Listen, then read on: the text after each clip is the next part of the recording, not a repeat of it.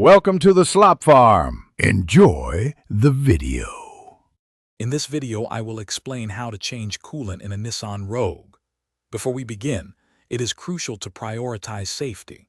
Always ensure your engine is completely cool before starting any work to avoid serious burns.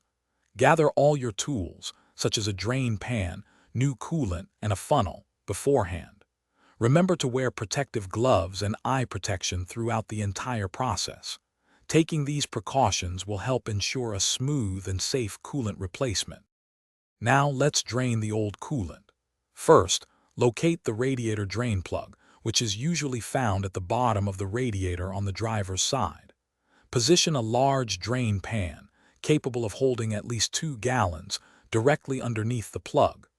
Carefully open the drain plug and remove the radiator cap to allow the old coolant to flow out completely.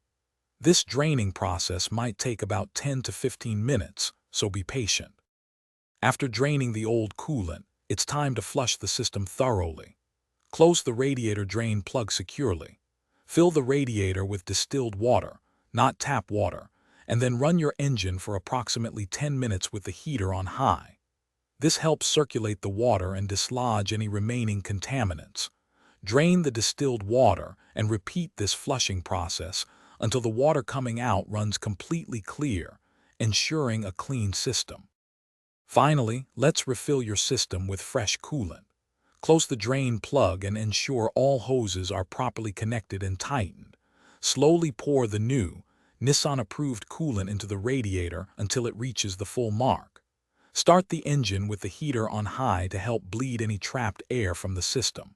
Monitor the coolant level and top it off as needed. After a test drive, recheck the level and inspect for any leaks. Thanks for watching. Consider subscribing if we helped you today.